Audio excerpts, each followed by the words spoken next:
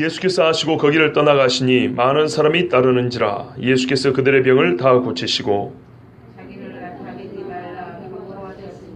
이는 선지자 이사야를 통하여 말씀하신 바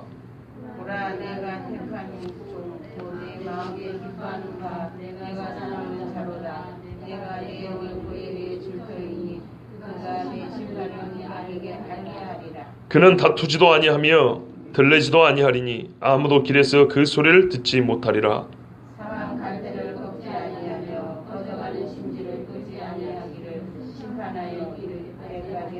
같이 봅니다. 또한 이방인들이 그의 이름을 바라리라 함을 이루려 하심이니라. 아멘.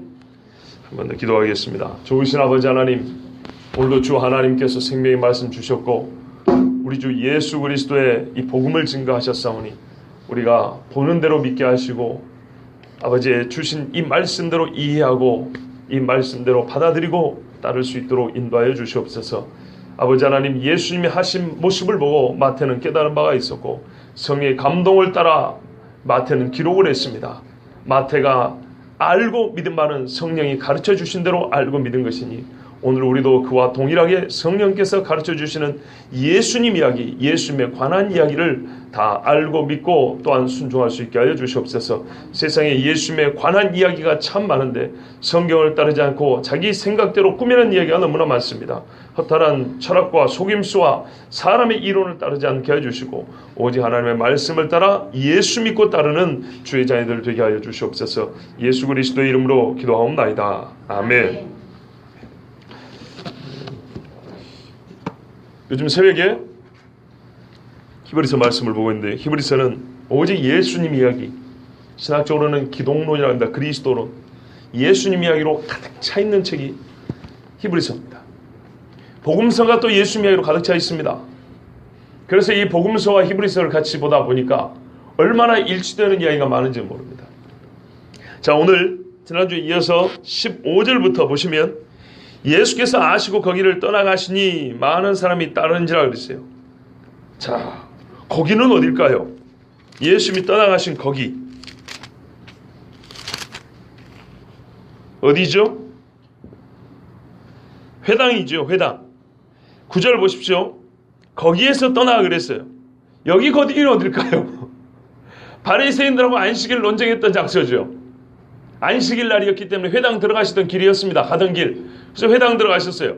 회당 들어갔더니 이 바리새인들도 거기서 주일을 지킨다고, 안식일을 지킨다고 있었기 때문에 거기서 또 병 고친다고 뭐라고 했어요. 그래서 논쟁을 좀 했고요. 거기서 이제 떠나셨어요. 회당에서도 하나님 앞에 말씀도 듣고 읽고 예배를 다 드리고 예수님이 떠나셨어요. 자, 그런데 예수님이 왜 떠나셨냐 했더니 아시고 그랬어요. 뭘 알았을까요? 14절에 어떻게 하면 저 예수를 잡아 죽일까 하고 모의하는 것을 아시고. 왜 모의했습니까? 예수님 말씀이 틀려서요? 아니요, 너무 옳아서. 지난주에 말씀드렸죠. 사람들은 너무 옳으면 박수를 쳐준 게 아니고 죽인다고요. 너무 옳으면 죽여요. 왜 그럴까요?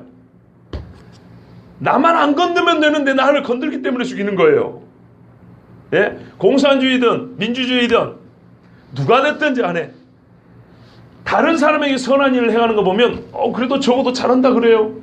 자기한테 이익이 되는 이야기 해주면 너무 잘한다 그래요.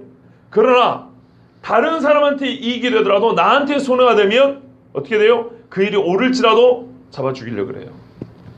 사람의 생각하는 선이란 철저하게 이기적입니다. 항상 그런 건 아니지만 자기 손해하고 연관되면 이건 선한 게 아닙니다. 악한 거지.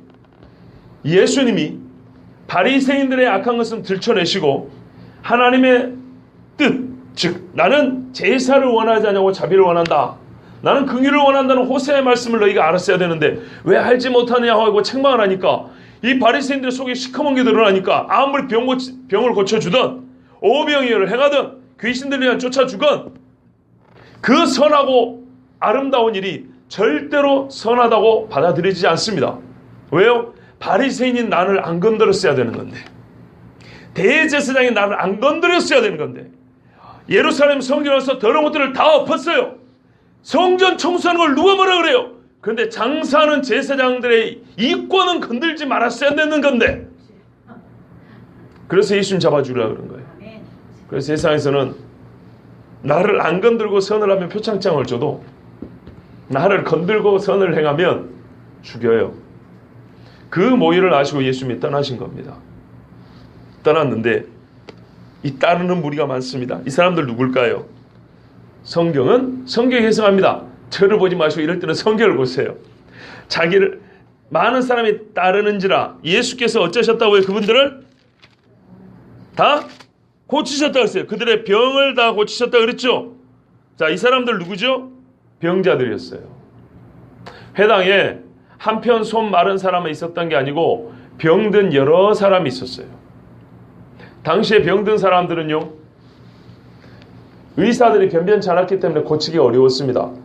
12의 혈루증 앓았던 여인 이야기 잘 아시죠? 대표적인 사건입니다. 그 외에도 민간요법 내지는 우상적인 그런 미신적인 방법들이 많았기 때문에 푸닥거리 한번 하면 300에서 500 줘야 되죠. 그죠? 이런 식으로 재산은 다 당진하고 하나 쓸데없는 그런 치료법들 때문에 고생한 사람이 많았어요. 그리고 뿐만 아니라 몸이 성하지 않아서 하면 성전에 못 가요. 그리고 극단적으로는 하나님이 버린 자 취급을 했어요. 여러분, 나면서 소경된 사람 알죠? 제자들이 뭐라 그랬습니까? 예수님 옆에서 말씀을 듣는 제자들조차도 하는 말이, 선생님, 저 나면서 소경된 자가 자기 죄 때문입니까? 자기 부모 죄 때문입니까? 그랬죠. 병이 꼭 죄 때문에 오는 건가요? 근본적으로는 죄 때문에 오는 겁니다. 근본적으로는. 아담이 타락 안 했으면 우리가 이렇게 병 때문에 고생할 일도 없고 죽을 일도 없습니다. 네. 그런데요, 항상 모든 병이 다 죄 때문에 오는 건 아닙니다. 그렇죠? 예를 들어서 뿌리가 병든 나무가 있어요. 뿌리가 병든 나무에 가지고 나무 전체적으로 건강하지 못해요. 열매를 100을 열면 그 중에 10개만 성하고 90개는 다 말라비틀어 금방 떨어지는 거예요. 그런데 성하게 열매를 맺은 게 다행히 10개가 있어요. 10개가 있는데 수확해 보니 8개밖에 안 나오는 거예요. 2개는 중간에 새가 쪼아먹었어요. 새가 쪼아먹은 것까지 나무가 병들어서 그런 건가요? 아니죠. 병든 나무에 붙어있는 건 사실이지만 개 중에는 먹을 만한 게 있지만 마귀 새끼가 와서 이렇게 쓸어가는 것처럼 새가 와서 쪼아먹는 경우도 있어요. 말씀드리자면 근본적으로 사람의 병은 어디서 왔냐면 죄에서부터 왔지만, 그러나 모든 병이 다 죄 때문에 그런 건 아니에요. 손을 안 씻어서 감기 걸리기도 하는 겁니다. 동지섰다니 멋부리다가 독감 걸리기도 하는 거예요. 자, 이 사람이 이 많은 사람들이 다 죄 때문에 병 걸린 건 아닙니다. 하여튼 이 사람들이 오니까 당시에 바리새인들과 종교 지도자들에게는 대우받지 못했던 이 사람들이 예수님 앞에 따라 붙었어요. 예수님이 다 고쳐줬어요. 근데 놀라운 사실 하나 있어요. 이 사람들이 왜 예수님을 따라갔을까요? 병 고쳐줄 걸 믿었기 때문이죠. 그런데 이 세계는 종교적으로 누가 지배하고 다스립니까? 대제사장들과 바리새인들이 다스립니다. 그러면 이들에게 지금 밑보일 가혹을 하고 가는 거예요. 그렇잖아요. 지금 예수님 주의라고 모의하는 거 뻔히 알면서 예수님이 나가니까 쫓아가는 거예요. 누구 편이 되겠다는 겁니까? 예수님 편이 되겠다는 거예요. 예수님 편. 왜? 저 바리새인들 얘기 백날 천날 들어봐야 이 손을 누가 고쳐주냐 말이죠. 누가 나의 이 절뚝거리는 발을 성하게 해주냐 말이죠. 그래서 예수님 따라간 거예요. 아무리 형식이 좋고 구실이 좋아도 실제적으로 이익이 안 되면 따르지 않는 게 인간의 본성이죠. 자, 그렇다고 이 사람들이 예수님이 누군지 정확히 믿었다고 할 수 있을까요? 아닙니다. 떡을 먹고 배부른 까닭에 너희가 나를 쫓아온다고 예수님이 책망한 적이 있어요. 이 사람들은 병 고치려고 한 겁니다. 이게 참 중요한 사실입니다. 그러나 어쨌든 간에 바리새인들에게 욕을 얻어먹든지 잡혀서 매를 맞든지 간에 그래도 고치고 봐야겠다. 인지상정이랑 우리 똑같은 마음이에요. 자, 이래서 따라간 겁니다. 바리새인들은 스스로 속이는 사람들이란 거를 또 알았죠. 예, 자기들 마음대로 만들어가지고 안식일에 양이 빠진 것은 구해주면서 생각해보니까 말이죠. 그래, 우리는 양보다 더 중요하지 않냐 이 말이죠. 그런데 왜 우리 고치는 걸 뭐라 해? 바리새인들에 대한 반감도 있었을 것이고 예수님이 우리를 고쳐줄 것이라는 믿음도 있었을 것이고. 자, 여기서 우리가 한 번 더 생각해 볼 필요가 있어요. 왜냐하면 한 번 더 생각하는 것은 많은 것을 깨닫게 해줍니다. 이제까지 이 많은 병든 사람들이 병을 고쳐줄 만한 사람이 딱히 없었기 때문이기도 하겠지만 바리새인들의 말이 그런가 보다 하고 맹목적으로 따라갔어요.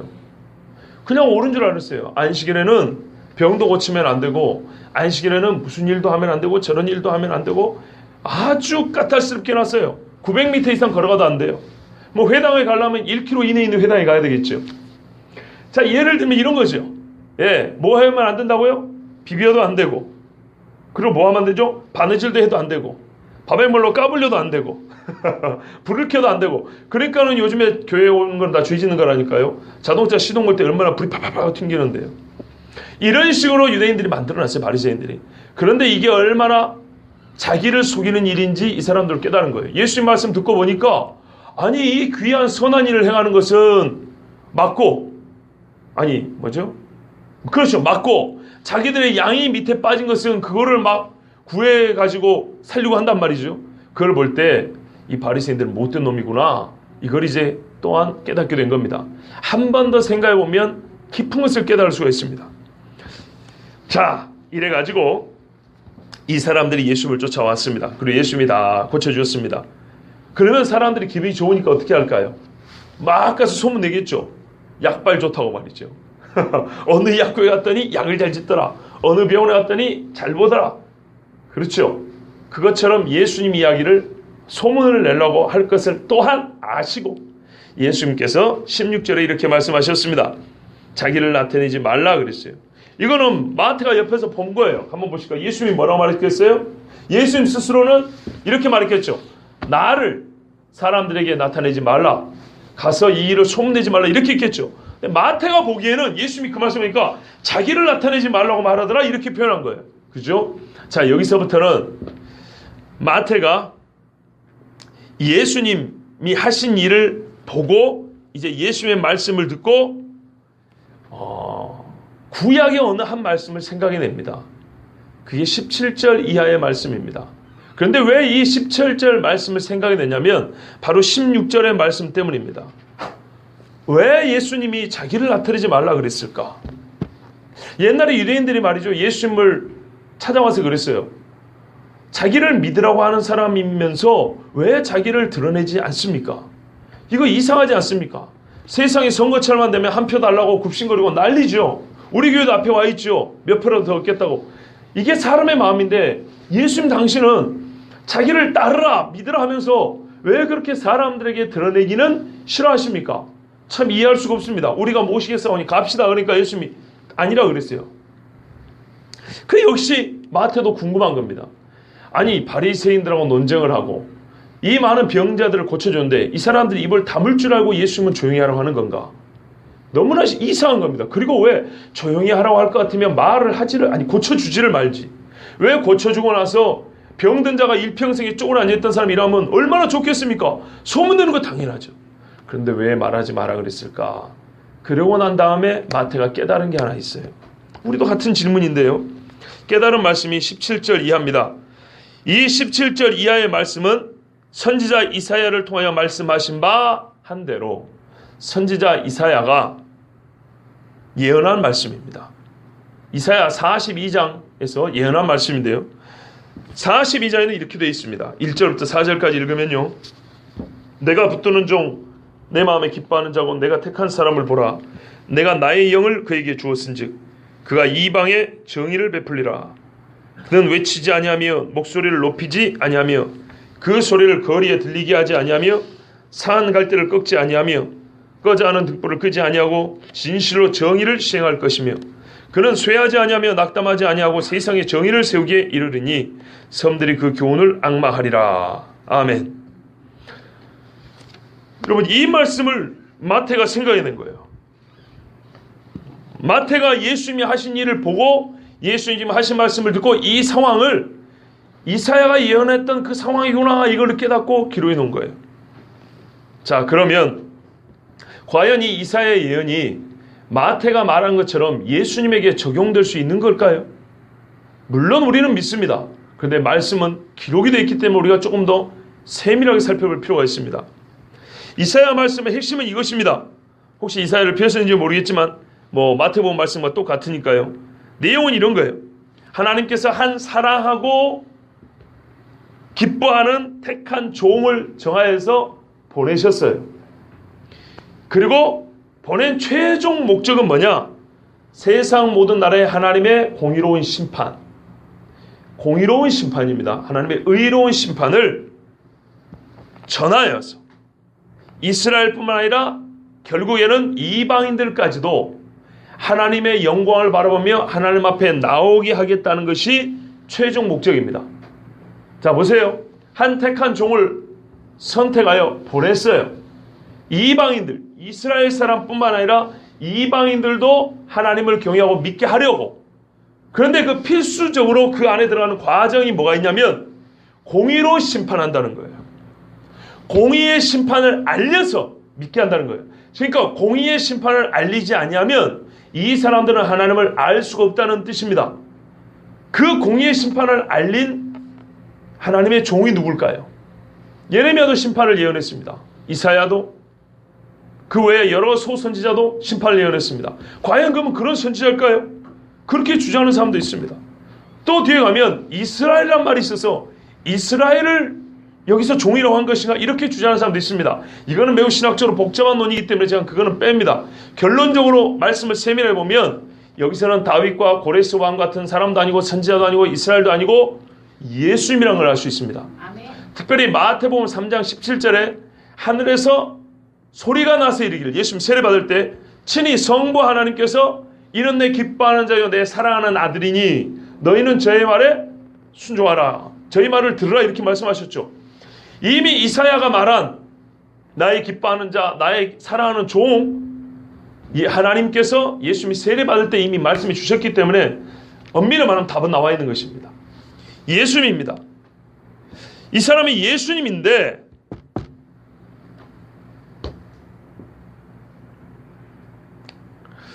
예수님께서 하시는 일은 손 마른 자와 여러 병자들을 고치고 상한 갈대와 꺼져가는 심지를 꺾지 않고 끄지 않는다 그랬어요.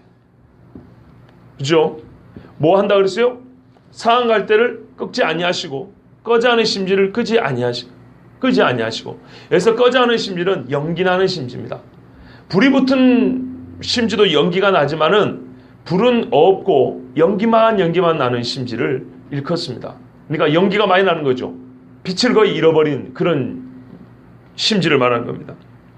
자, 이 하나님이 기뻐하는 자가 우리 이제 이미 예수님을 알 수 있는데요.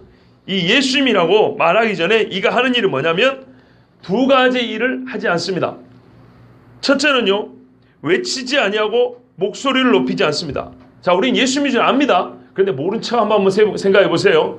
하나님이 이미 말씀하셨기 때문에 알지만 아직 모른다 하고 한번 봐보세요. 예수님이 맞는가? 이사야 본문과 예수님이 하신 일이 맞는가?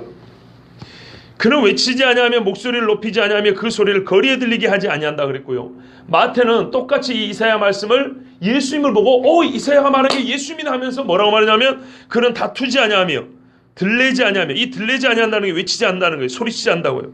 아무도 길거리에서 그 소리를 듣지 못하리라. 길에서는 예수님이 소리치는 걸 못 듣는다고 그랬습니다. 자, 그러면 예수님이 이 예언의 말씀에 합당합니까? 아멘. 예, 아멘이죠. 이 말은 예수님이 길거리에서 설교를 안 했다거나 말을 안 했다는 뜻이 아니에요. 보세요. 어감이 어떤 거냐면 다툰다는 거예요. 말다툼을 하는 거예요. 싸우는 거예요. 바리새인들이 예수님에게 얼마나 많이 시비를 걸었습니까? 율법사들이 얼마나 많이 시비를 걸었습니까?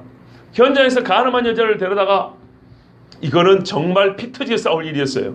그런데 예수님은 거기서 조용하게 해결하셨습니다. 물론 예수님이 지혜가 있으시니까 그렇겠지만 하여튼 복잡한 일이 생길 것 같고 싸울 법한 일이 생기면 예수님 아까 지금 거기를 떠나가시니라. 자기를 해롭게 하건 이롭게 하고 왕 삼으려고 끌고 가려고 하든지 간에 혹은 때려 죽이려고 하든지 간에 예수님은 다투지 아니하시고 가셨어요. 자기를 잡으러 온 로마 군병들 앞에서도 예수님은 조용히 나를 데리고 가라고 가셨어요. 다투지 아니하셨어요. 예수님께서 친히 싸움을 일으키거나 싸우게 하여 소리를 높인 적이 없습니다. 사람들은 그런 소리를 한 번도 들은 적이 없습니다. 두 번째입니다. 예수님이 또 안 한 게 뭐냐? 상한 갈대를 꺾지 아니하고 꺼져가는 등불을 끄지 아니한다. 이게 이사야의 말씀인데 오늘 마태복음에는 상한 갈대를 꺾지 아니하며 꺼져가는, 즉 연기나는 심지를 끄지 아니하기를 심판하여 이길 때까지 판단의 공의를 하나님께서 내보내가지고 승리할 때까지 하리라 말씀하셨어요. 예, 이사야 말씀에는 세상의 정의를 세우기에 이르리니 그랬어요. 하나님의 진리, 옳음을 세울 때까지 그 종이 사역한다 그랬습니다. 그렇기 때문에 역사 중에 왔다 간 선지자들 중에 한 사람도 해당되는 자가 없습니다. 예수님밖에 없습니다. 자, 예수님이 뭘 하느냐면 상한 갈대를 꺾지 않대요. 유대인들은 세 가지 갈대가 있습니다. 하나는 우리가 흔히 말하는 구경하러 가는 갈대입니다. 흔들흔들한 갈대. 두 번째는요, 대나무같이 좀 두껍고 단단한 갈대입니다. 요거는 꺾어서 지팡이로 씁니다. 세 번째 갈대는 파피루스, 종이를 만드는 쓰는 갈대입니다. 이게 팔레스타인과 이집트 지역에 있던 갈대 세 가지입니다. 자, 여기서 말하는 갈대는 어떤 걸까요? 두 번째 갈대입니다. 두 번째 갈대. 왜냐하면 꺾는다 그랬어요. 상한 갈대를 꺾는다. 이사야 36장 6절을 보면 하나님께서 이집트를 이렇게 말합니다. 이집트 왕은 무엇이냐? 애굽은 무엇이냐? 상한 갈대와 같으니 그것을 의지하는 자가 오히려 그것 때문에 상하고 넘어진다 그랬어요. 봐보세요. 지팡이로 쓰는 갈대예요. 대나무처럼. 지팡이로 쓰는데 이게 상해 갖고 있습니다. 어떻게 되겠습니까? 차라리 없었으면 많은데 믿고 짚었다가 이게 확 무너지면 어떻게 돼요? 더 다치겠죠. 안 그래도 몸이 불편해서 짚었던 건데 지팡이가 상해 있으면 더 크게 다칩니다. 그런 뜻입니다. 그러면 이게 무슨 말입니까? 그 온전함을 잃어버리고 힘을 잃어버린 존재를 말합니다. 온전한 기능을 잃어버린, 말 그대로 병자들을 말합니다. 상한 꺼져가는 심지가 빛을 내라고 했더니 빛은 내지 못하고 연기만 풀풀 내고 그릇만 내고 있습니다. 어떻게 됩니까? 사람들이 그걸 아예 꺼버리겠죠. 아니면 버리겠죠. 왜? 가치가 다 됐기 때문입니다. 유대인들이 같은 유대인이지만은 사람이 같은 사람이지만은 병든 사람을 그렇게 취급했어요. 상한 갈대처럼 꺼져가는 심지처럼 그렇게 취급을 했어요. 그런데 우리 예수님은 그렇게 안 한다는 겁니다. 그러니까 자기를 높이려고 싸우지도 아니하고 낮고 천한 사람이라 할지라도 그 사람들을 무시하지 아니하고 온전하게 하는 그런 일을 했다는 거예요. 자기는 낮추시고 사회적으로 낮은 사람들은 높여주셔도 온전하게 하셨다는 겁니다. 바리새인들은 얼마나 다릅니까?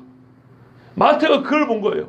그러면서 이사야서를 생각해 보니까 바로 이 이사야서에 예언된 하나님이 사랑하는 자, 기뻐하는 종이 예수님이었다는 겁니다. 이제 그러면 우리의 모든 의문이 다 풀렸습니까? 예수님이 이렇게 선한 일을 하셨고 마태가 이 예수님이 하신 일을 깨닫고 이사야 예언의 말씀을 기억해냈구나. 아, 우리 한 가지 알았다. 이제 그러면 가도 되지요. 그렇지 않습니다.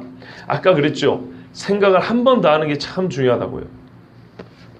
여러분, 예수님은 다투지 아니하고 들리지 아니한다 하셨어요. 그래서 실제로 바리새인들과 다투지 아니하였고 소리치지 않았습니다. 그런데 문제는 예수님이 병 고침을 받은 자들에게 침묵하라고 명령했다는 겁니다. 다투지 아니하고 들리지 아니한다는 것이 꼭 싸움 상황만 아니고 바리새인들과 싸움 상황에서만 예수님이 소리 안 쳤다 이런 말이 아니고 자기에게 병 고침을 예수님은 그죠? 자기에게서 병 고침을 받고 간 선한 사람들, 예수님에게 우호적인 사람들이라 할지라도 그들이 나가서 예수님 이야기를 좋게 말할지라도 예수님 이야기를 막 크게 소리치는 것을 예수님은 막으셨다는 겁니다. 본인이 직접 소리치지 않은 것뿐만 아니라 간접적으로도 사람들이 예수님 이름을 소리쳐 외치는 것을 막았다 그런 말입니다. 예수님의 명령은 바리새인이 아니고 자기만 입 다물고 있었던 게 아니고 병 고침을 받은 사람에게 너희도 나처럼 조용히 하라 그랬잖아요. 그래서 이 두 번째 문제입니다. 자기가 소리 안 치는 건 알겠는데 그럼 병 고침을 받은 사람에게 조용히 하라는 것은 이것도 예언의 성취인가? 이 대답을 하기 위해서는요, 아까 우리가 이사야 말씀의 최종 목적을 다시 생각해 봐야 됩니다. 마태는 지금 이사야서를 이사야 예언을 인용하고 있습니다. 이사야 예언의 맨 마지막에 뭐라 그러냐면요, 이방 나라들조차도 하나님의 심판의 공의를 알고 어떻게 해요? 하나님의 영광을 보고 그 교훈을 사모한다 그랬어요. 아시겠죠? 이 종이 무슨 일을 하냐면 하나님의 공의로운 심판을 이방에 알려서 그들조차도 하나님의 이 진리의 말씀을 사모하고 바라보면서 막 우리 하나님께로 다가온다는 거예요. 이 일을 하게 한다 그랬어요. 자, 이 최종 목적과 수단, 이거를 관계를 생각해 봐야 돼요. 목적과 수단. 이 목적을 위하여서 이방 나라들조차도 하나님 앞에 나오고, 그러니까 쉽게 말하면 이방인들조차도 구원받게 하려고 하나님께서 공의로운 심판을 선포하셨다는 거예요. 그러면 예수님이 이 종이라고 하면 어떻게 해야 되냐면, 예수님이 침묵하신 이유는 어디서 찾아야 되냐면 심판의 공의를 선포하는 수단이어야 되고, 침묵이. 그리고 그래서 결국에는 이방인들조차도 하나님 앞에 나오게 돼야 된다 이 말입니다. 굉장히 집중이 아시겠죠? 잘 모르시겠죠? 예, 주여. 다시 말씀드릴게요. 봐보세요. 이사야의 말씀에 이렇게 말했어요. 내가 기뻐하는 종이고 내 사랑하는 자가 있는데 그를 보낸다 그랬어요. 그거 가서 뭐하냐? 하는 게 아니고 안 한대요. 안 해요. 다투지 아니하고, 들리지 아니하고, 뭡니까? 소리치지 아니하고, 상황할 때 꺾지 아니하고, 꺼져가는 심지 끄지 아니한대. 물론 하는 일도 많은 거예요. 지금 안 하는 얘기를 하는 거예요. 그런 거 안 한대요. 그런 걸 안 하는 것부터 시작해서 최종적으로 하나님의 공의로운 심판을 사람들에게 알리기까지. 그러면 여기까지 보고 사람들이 하나님의 말씀이 진리구나, 우리에게 구원을 주시는 거라고 주님 앞에 다가온대요. 그러니까 말하자면 꺼져가는 심지를 끄지 아니하고 여기서 사역이 끝나는 게 아니고, 요거는 이방에게도 하나님의 공의로운 심판을 증가하는 도상이 있는 거예요. 과정 중에 있는 거예요, 아직. 그러면 어디까지 이르러야 되죠? 이방인에게도 하나님의 공의로운 심판을 알리기까지 예수님의 사역은 아직 안 끝난 거죠. 그런데 지금 여기서 침묵을 한다는 것은 이 일에 도움이 된다는 것이지 방해가 된다는 게 아니죠. 바꿔 말하면 여기서 침묵하지 않으면 이방이 하나님의 공의로운 심판을 말하는데 방해가 된다는 얘기예요. 이제 아시겠죠? 그래서 이 사람들이 침묵하라 그런 거예요. 아직은 그때가 아니므로. 지금 예수님이 누구라고 막 말해봐야 하나님의 최종 목적인 이방인들조차도 구원 얻게 하는데 방해가 된다는 거예요. 왜? 하나님의 공의로운 심판의 표가 알려지기도 전에 답부터 말하면 이상한 예수를 알게 되기 때문에 그런다는 거예요. 자, 한번 우리를 봐보세요. 우리가 이방인이었습니다. 그런데 우리가 주님을 신뢰합니다. 예수 믿죠? 그죠? 어찌하여 우리가 지금 예수 그리스도를 하나님의 아들로 믿고 있습니까? 어떻게 해서요? 십자가와 부활 때문입니다. 그죠? 그러면 오늘 우리 침묵 명령은 십자가와 부활이 있기 전의 이야기입니다. 십자가와 부활이 있기 전에, 다르게 말하면 십자가와 부활이 우리에게 증가하고자 하는 메시지를 방해하지 않도록 십자가가 오기 전에는 침묵하라 이런 말입니다. 십자가가 하나님의 공의로운 심판의 표지 않습니까? 이게 확 보여야 되기 때문이에요. 예수님께서 십자가를 지고 죽으시고 부활하기 전에 이들이 예수님이 누구라고 외치고 다니는 것은 십자가에서 달려 죽으신 그분이 우리의 구세주이심을 깨닫게 하는데 도움이 안 되고 오히려 방해가 된다는 얘기입니다. 그러면 이방인에게까지 이 교훈이 증거되지 않아요. 유대인의 기적자로 끝나버리지. 왜냐하면 우리가 지금 예수님을 봐보세요. 우리가 예수님을 기적자로 믿습니까? 초능력자로 믿습니까? 하나님의 아들로 믿죠. 왜요? 십자가 부활 때문입니다. 그런데 이 사람들이 지금 막 설치고 다녀버리면, 십자가가 있기 전에 막 설치고 다니면 십자가의 예수가 가려지는 꼴이 된다 이 말이에요. 아직 우리가 읽지는 않지만 몇 주 후에 읽겠죠. 마태복음 16장에 보면 사람들이 인자를 누구라 하느냐 하는 예수님의 질문에 제자들이 뭐라고 대답합니까? 사람들이 이렇게 말하는데, 유대인들이 이르되 더러는 세례 요한, 더러는 엘리야, 어떤 이는 예레미야나 선지자 중에 하나이다. 왜 이 사람들이 예수님을 선지자 중에 하나로 했을까요? 이거 잘 쳐준 거라 그랬어요. 잘 쳐줬지만 선지자 중에 하나입니다. 왜 그렇죠? 기적 때문입니다. 또한 설교 때문입니다. 설교 때문이고 기적 때문이지만은 오늘 이 사람들은 치유와 기적에만 집중해서 선지자로 봤던 겁니다. 누가복음 24장 19절에 21절에 보면 엠마오 마을로 가던 두 제자가 예수님이 나타났는데도 모릅니다. 안 믿어요. 그러면서 이렇게 말합니다. 이르되 무슨 일이냐? 이르되 나사렛 예수의 일이니 그는 하나님과 모든 백성 앞에서 말과 일에 능하신 선지자이거늘. 예수님의 말과 일, 즉 설교와 기적을 선지자들이 하는 수준으로 생각한 거예요. 자, 예수님의 제자라고 하는 사람들이 예수님을 말과 일에 능한, 즉 설교자라고 기적을 행할 줄 아는 선지자로 알았는데 일반 백성들은 예수님을 어떻게 알았겠습니까? 메시아로 알았겠습니까? 아니죠. 그러니까 예수님이 선지자들이 가르친 것을 마음에 더디 믿는 이 멍청이들아 하면서 성경을 풀어 가르쳐 주셨어요. 그때 마음이 뜨거워졌어요. 떡을 나누면서 기도하고 줄 때 눈이 열리면서 예수신 줄 알아보고 마음이 뜨거워졌어요. 그러면서 하는 소리가 아까 길에서 우리에게 성경을 풀어줄 때 가슴이 뜨겁지 아니하더냐 그랬어요. 제자들조차도 그렇게 아는 겁니다. 그러면 예수님을 실제로 하나님의 아들이요 구세주로 알았던 사람은 극소수였고요. 그래서 요한복음에서 나온 세례 요한이라든지 마르다라든지 도마라든지 그리고 마태복음의 베드로 같은 사람들의 신앙 고백이 얼마나 위대한지 우리는 다시 한번 확인할 수 있어요. 신약의 3대 내지는 4대 신앙 고백이라고 그랬지 않습니까? 예수님을 메시아로 아는 사람이 거의 없었고 8, 90%가 여론조사해봤더니 잘해주면 선지자라고 그랬어요. 어떤 선지자요? 말과 일에 능한 선지자. 설교자라고 기적을 베풀 줄 아는 선지자. 이게 제자들입니다. 바로 이것이 문제입니다. 예수님의 말씀에 집중하지 않고 이해하려고 생각지도 않고 십자가에 죽기도 전에 수많은 사람들이 예수님이 이미 선지자라고 알고 있었어요. 이슬람교하고 똑같습니다. 지금 이슬람교도 예수님을 선지자 중에 선지자 정도로 취급해 줍니다. 선지자라고 소문을 내고 예수님이 죽기 전에 유대인 전역에 와 예수는 선지자다 이렇게 소문이 파랗게 났다고 생각을 해보세요.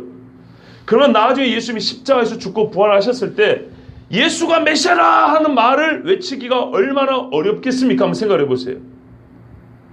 사회적인 분위기와 인식을 한번 생각해 보라고요. 예를 들어서 말입니다. 요즘에 인터넷에서 한 사람을 놓고 한인관이를 놓고 누가 야 한인관이는 빨갱이다 그랬어요.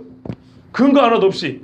그래서 그냥 인터넷에다 사진을 막 올렸어요. 옛날에 금강산 여행 갔던 것도 무슨 뭐 간첩 공장으로 갔다고 내 신혼여행 간 건데 부부가 간첩이었다고 만들기 나름이잖아요. 요즘에 그죠? 간첩 만들기 나름이잖아요. 그래가지고 인터넷 사진 두세 장만 놓고 물음표 하나 달아놓으면 돼요. 어떤 목사님이 여자 전도사님이랑 김재호 전도사님 말고요. 어떤 여자 전도사님이 둘이 신방을 갔어요. 신방 갔다 나오는데 차를 후진하는데 그 신방 갔던 집 옆에 모텔이 있었어요. 후진해가지고 다시 나가려고 하는 거예요. 후진하다 보니까 골목이니까 차 뒷부분이 모텔 입구에 약간 이렇게 걸쳤어요. 긁고 가는데 그 순간 사진 찍었어요. 자 그러면서 이 목사와 저 전도사는 왜 여기에 왔을까 하고 물음표만 붙이면 끝나는 거예요. 그렇지 않습니까? 누가 그걸 조사해 보려고 그럽니까? 누가 그 모텔에 가서 야 이 남자가 이 여자가 왔더냐 하고 물어보려고 합니까? 카드 전표 끊어보려고 합니까? 그런 거 확인 안 합니다. 사진 한 장 보면 옳았구나. 요즘에 그런 거 참 좋아하거든요. 사람들이 못돼 처먹으세요. 남 잡아 죽이는 데는 그렇게 혈안이 되어 있습니다. 마찬가지예요. 누가 한 사람 제가 금강산 2번 갔는데 왜 이 사람이 1년에 2번이나 금강산을 갔을까? 그러면서 물음표 몇 장 하고 사진 몇 장 올리면 끝나는 겁니다. 그러고 나서 아무리 우리 교인들이 한인관 목사는 간첩이 아니라고 서명운동을 하고 백날 천날 해봐야 한번 대국민적으로 소문이 그렇게 나면 저를 목사로 볼까요? 간첩으로 볼까요? 간첩으로 보겠죠. 이해가 되십니까? 예수님에 대하여 십자가를 알기도 전에 나 병 고쳐준 사람, 예수님 선지자, 예수 초능력자하고 유대인의 소문이 쫙 나버렸어요. 1000명, 10,000명이 예수가 선지자로 알고 있는데 그 중에 한두 명이 비율로 보자면 한두 명이 아니다 예수님은 메시아라 하고 외쳐봐야 들릴까요? 안 들릴까요? 안 들리죠. 차라리 모르고 있는 게 낫지요. 안 그렇습니까? 차라리 예수를 몰랐던 대한민국이 옛날에 선교사들이 오니까 복음화율이 훨씬 더 빠르고 더 높아졌지요. 지금도 유대인들이 예수 믿기 얼마나 어렵습니까? 왜요? 그들의 선생이 그들의 선조들이 잘못된 예수상을 심어줬기 때문입니다. 메시아 예수를 가르쳐주고 목수아들 예수를 가르쳐줬기 때문입니다. 그러니 그들이 십자가를 알 수가 있습니까? 알 수가 없죠. 십자가를 알기 전에 십자가와 무관한 예수상이 딱 각인이 되어버리면 십자가가 보여도 이해할 수가 없는 겁니다. 그러면 하나님의 공의로운 심판의 표인 십자가가 알려지겠습니까? 안 알려지겠습니까? 안 알려지고요. 오늘 우리에게까지 올 수도 없습니다. 우리가 초능력자 예수를 믿습니까? 십자가에 우리 죄를 지고 죽으신 예수를 믿습니까? 후자 아닙니까? 차라리 잠시 침묵하고 기다린 후에 예수님의 죽음과 부활까지 보고 나서 이전에 치유받은 기억을 떠올린다면 요한복음에 강조하듯이 이것은 하나의 표적이었구나. 그가 메시아라는 표적이었구나 하고 훨씬 더 깊은 이해를 가지고 그렇게 얘기할 겁니다. 내가 옛날에 안진병이 때 일어났었는데 그때 예수님이 나를 고쳐준 거 아니에요. 그런데 지금 보니까 이 예수님이 메시아였어. 메시아. 이렇게 얘기를 할 것 아닙니까? 보십시오. 예수 한편 십자가에 달렸던 한 강도가 십자가에 달린 예수를 보고 그 짧은 시간에 병을 고쳐줄 때도 아니고 떡을 만들어준 것도 아니고 죽은 자를 살린 것도 아니고 지난 하나 똑같이 죽어가는 입장에서 예수를 믿었습니다. 진짜 능력은 어디에 있습니까? 십자가에 있습니다. 십자가를 봐야 십자가의 예수를 온전히 믿게 되는 겁니다. 예수님을 죽이려고 담당을 했던 백부장이 예수님이 십자가에 죽어가는 걸 보고 이렇게 죽으심을 보고 성경에 그렇게 되어 있어요. 예수께서 큰 소리를 지르고 숨지시니라. 이에 성소 휘장이 위로부터 아래까지 찢어 둘이 되니라. 예수를 향하여 섰던 백부장이 그렇게 숨지심을 보고 예수님이 운명하는 모습을 보고 거기서 7마디를 들으면서 예수님이 누군지 알게 된 거예요. 이 사람은 진실로 하나님의 아들이었도다. 여러분, 수많은 사람이 떡을 먹었고요, 많은 사람이 병고침을 당했습니다. 문둥병 10명 중에 한 사람이 와서 절을 하고 왔습니다. 문둥병 10명을 고쳤대. 한 명이 와서 절이 나오고 갔어요. 그런데 십자가에 달려있을 때 예수님을 처형했던 그 사람은 하나님의 아들이라고 그랬고요, 같이 죽어가는 처제 처음에는 욕을 했다고 분명히 되어 있어요. 둘 중에 처음에는 7마디를 다 듣고 믿은 것도 아닙니다. 뒤에 3마디는 4마디는 하나는 네가 오늘 나와 낙원에 있으리라. 하나는 내가 목마르다. 아버지 어째 나를 버리셨나이까. 큰 소리 지르고 3마디와 4마디는 듣지도 못했어요. 앞에 3마디 정도 듣고 이 사람은 예수를 믿게 된 거라니까요. 7마디 중에 첫 3마디를 듣고 처음에는 욕했다가 예수야 네가 선지자이든 네가 구세주라면 우리를 같이 내려서 좀 살자 이렇게 말했는데 한 3마디 듣고 보니까는 마음에 회심이 일어난 거예요. 예? 뭐가 능력 있어요? 예수님은 죽을 때까지도 사람을 구원하셨는데, 한 영혼을 구원하셨는데, 이게 바로 십자가의 능력입니다. 그러니 어설프게 십자가를 빼고 그냥 치유자 예수, 그냥 자유자 예수, 해방자 예수, 가난한 사람을 사랑했던 예수, 이런 사람은요, 예수님 아니어도 깐디를 쫓으면 돼요. 민족의 지도자 김구나 도산 안청호를 따르면 됩니다. 예? 저기 인도에 가가지고 마더 테레사 동상 하나 세워놓고 거기서 절하고 있으면 돼요. 그런 사람은. 아마 마더 테레사가 예수님보다 가난한 사람들을 훨씬 더 많이 만났을걸요. 테레사가 구원을 줍니까? 테레사는 힌두교인입니다. 힌두교인. 천주교인이 아니고. 정확히 알아야 됩니다. 테레사가 앉아서 기도하는데 힌두교 그림들이 가득 차 있어요. 거기서 물 고 기도합니다. 왜냐하면 천주교는 이미 혼합 종교가 되어버렸기 때문입니다. 동양 영성, 동양 종교하고 섞어진 지 옛날 이야기입니다. 벌써 50년 전, 우리 눈에 보인 게 50년 전입니다. 1950년대, 60년대부터 신부들은 일본에 절 찾아다니면서 수행한답시고 인도 가고 일본 가고 중국 가고 이런 천주교 신부들이 얼마나 많은지 모릅니다.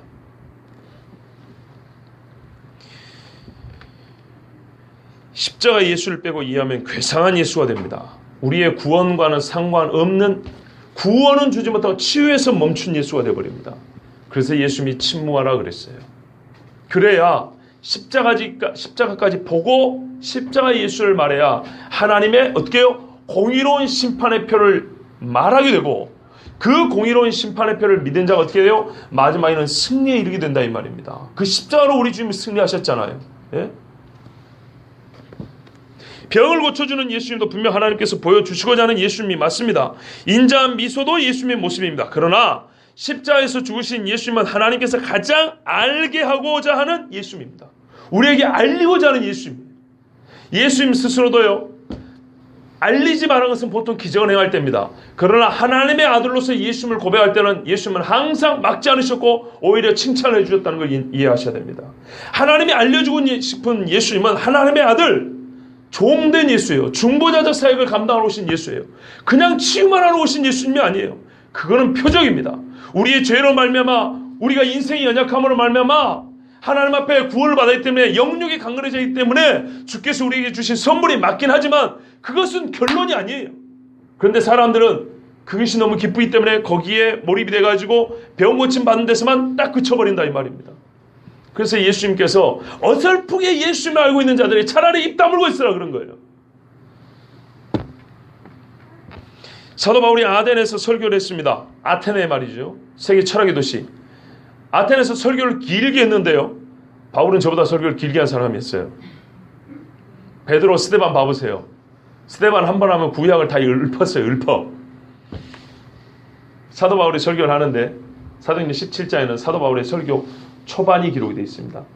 그리고 중간 생략하고 끄트머리에 무슨 말을 했는지 짐작할 수 있는 말이 기록이 되어 있습니다. 설교문을 직접 써놓은 게 아니고 끄트머리에 이런 말을 했다 이렇게 정리가 되어 있습니다. 그게 뭐냐면요. 이와 같이, 이건 아직 시작인 서로 부분입니다.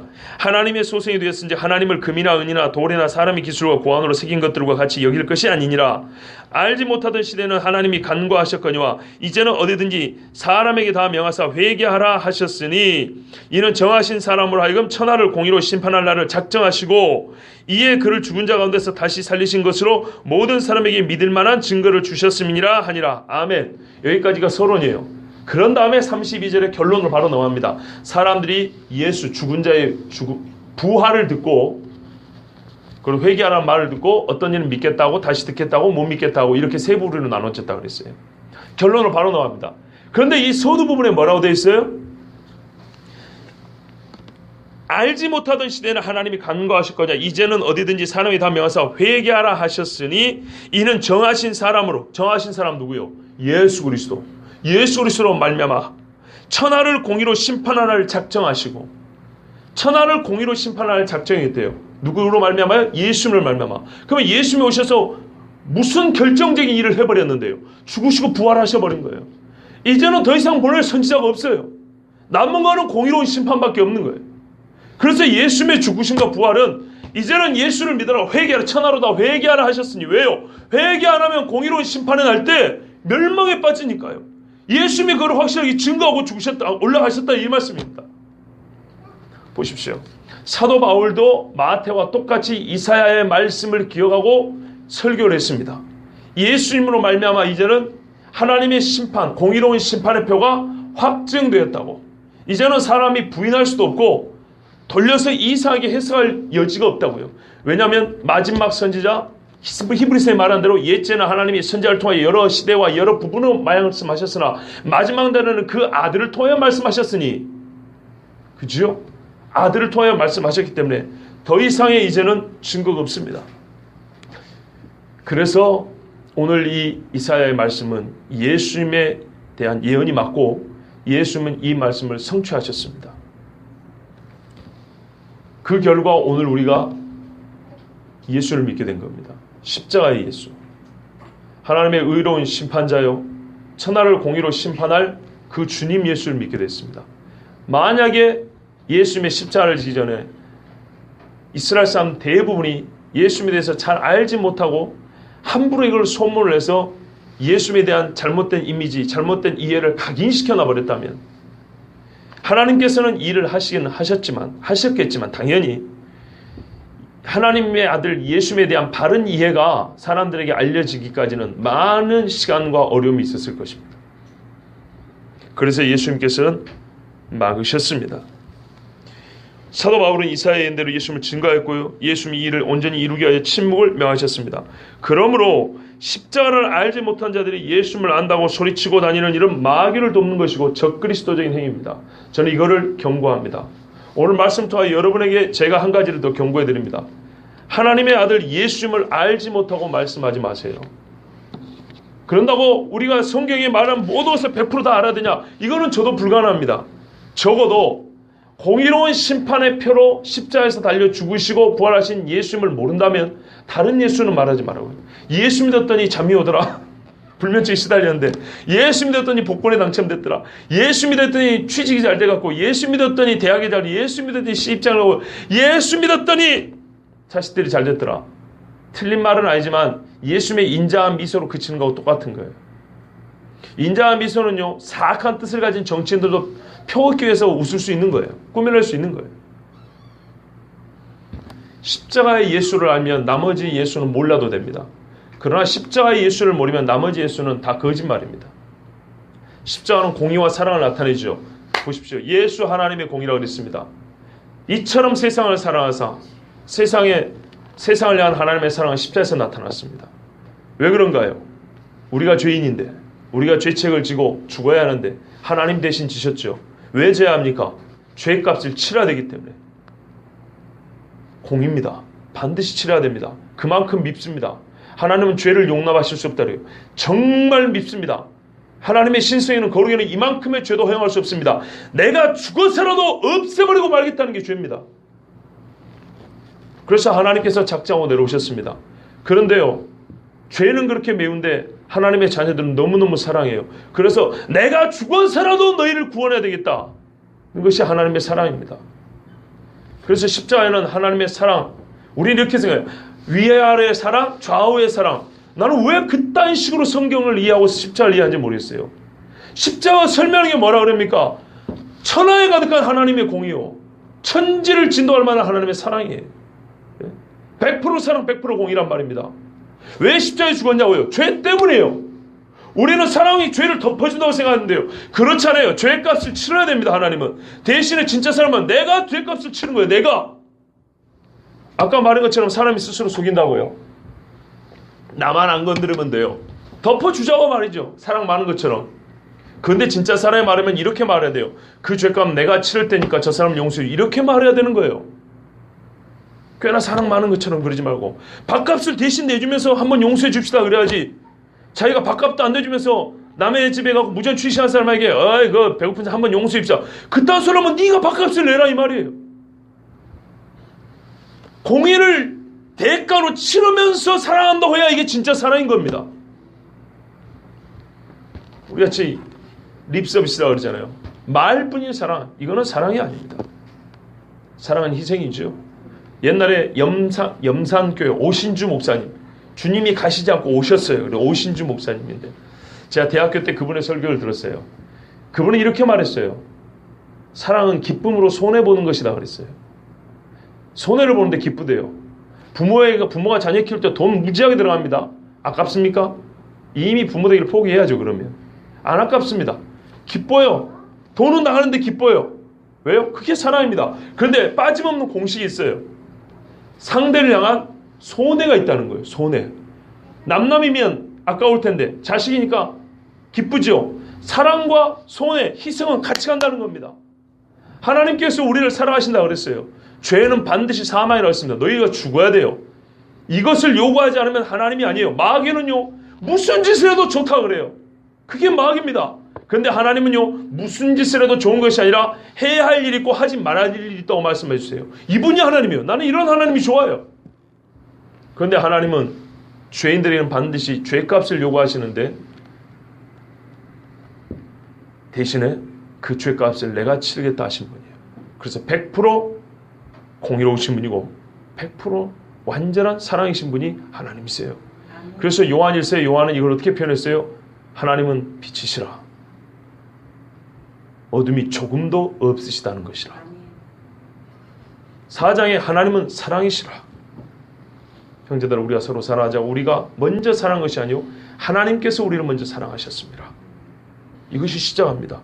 십자가가 없고서 우리가 하나님에 대한 온전한 이해를 가질 수 있었겠습니까? 이 하나님을 알지 못하고서 우리가 또한 예수님이 누군지 알 수 있었겠습니까? 그렇지 않습니다. 예수님은 말씀하셨습니다. 내 말을 듣는 자는 나를 믿는 것이 아니요 나 보내신 이를 믿는다 그랬어요. 하나님은 성부는 아들을 계시하고 아들은 아버지를 계시하셨습니다. 이게 십자가입니다. 그런데 천하의 기가 막힌 사건을 경험했다 할지라도 분명히 기억하셔야 됩니다. 예수를 믿고 났더니 로또를 연달아 10번을 당첨됐다 하더라도 이거는 십자가와 예수와 아무 상관이 없습니다. 십자가 예수를 알지 못하고 다른 예수를 말하는 자는 그리스도인이 아니고 적그리스도인입니다. 그리스도에 반대되는 사람입니다. 그러므로 여러분, 예수님께서 침묵을 명하신 이유를 분명히 아시고 우리는 예수님을 말하되 예수 믿었더니 이러이러한 일이 있더라 하는 곁다리로 말씀하시고 가장 그 중심에는 예수 그리스도 하나님의 아들, 십자에서 나의 죄를 지고 죽으시고 부활하신 분, 다시 오실 심판주, 이렇게 예수님을 증거하시기 바랍니다. 아멘. 이것이 옳습니다. 아멘. 기도하겠습니다.